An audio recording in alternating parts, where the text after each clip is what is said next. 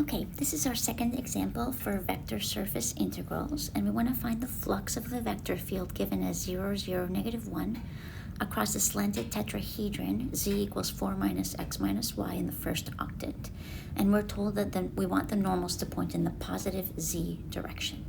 So let's take a look at the surface.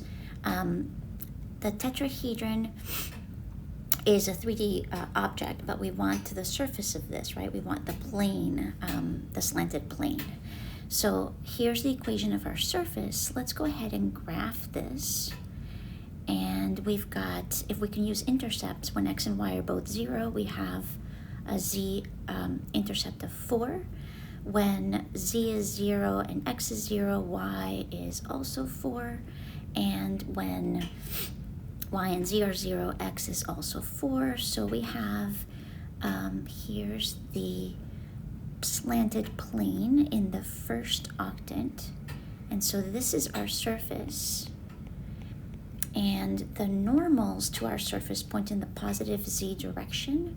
So we want the normals pointing this way at each point on the surface. But notice that our vector field is 0, 0, -1. So the vector field actually points down. It's a stream field, and it's going to point down. So we should expect that the flux would be negative. So the green arrows corresponds to the vector field F equals 0, 0, -1. And at any point on our surface, we have outward, I guess I should have drawn them that way, right? They're always perpendicular. We have outward pointing normals. And so we can expect our vector field to be negative. All right, we usually first need a parametrization of our surface, but notice our surface is well-defined with rectangular coordinates, so I'm going to go ahead and use rectangular coordinates for the parametrization, right? So we have x and y will keep the same, and z is just 4 minus x minus y. And we can see here that x will be between 0 and 4, and y will be between 0 and 4 also.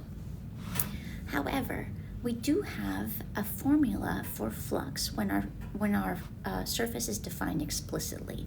So let's recall that flux over surface is a double integral over the surface where we measure how much of our vector field is aligned with the normals to the surface over surface area. And so for explicitly defined surfaces, we integrate over our region on the xy plane, and we have our vector field dotted with, we've already found the normal for this, and that's the negative partial of z with respect to x, the negative partial of z with respect to y, and 1. Of course, we could go ahead and do that and find these partials and find the cross product, but we've already done this work, so we can use what we've already done in this problem. What we will need is the actual normal, so we do want to find those partials. So z is 4 minus x minus y. What we don't need to do, though, is the cross product. So partial with respect to z is going to be -1, and partial with respect to y is also -1. So our normal n, right, which is the negative partial of z with respect to x, negative partial of z with respect to y, and 1, will be 1, 1, and 1. Okay, so they don't point directly up, but they point directly out. All right, next thing that we need to do is we need to do the dot product between our vector field and our normal. Our vector field is given as, I forgot, right? It's given as 0, 0, -1. And so when we do the dot product, 0, 0, and -1 with our normal 1, 1, 1, we'll get 0 plus 0, and then we'll just get a -1. And so we're ready to do our integral. We're going to have integral, actually, I did make a mistake up here for y.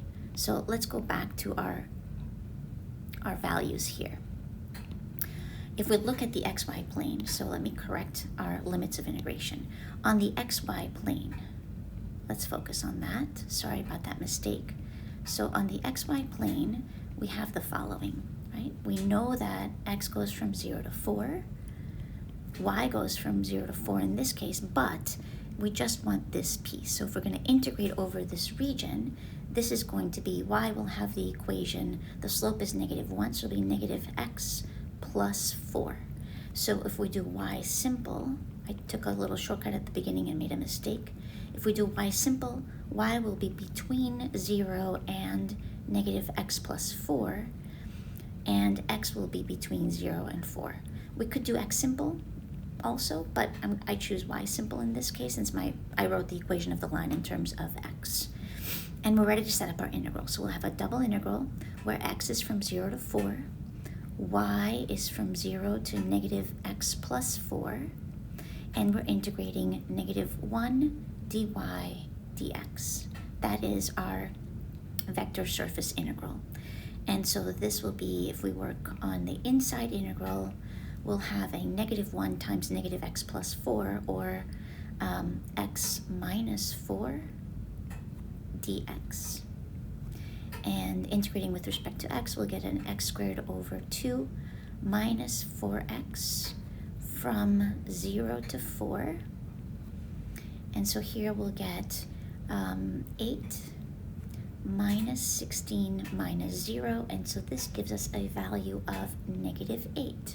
And so we did expect our flux to be negative since the vector field was pointing downward and our normals are pointing outward on our surface.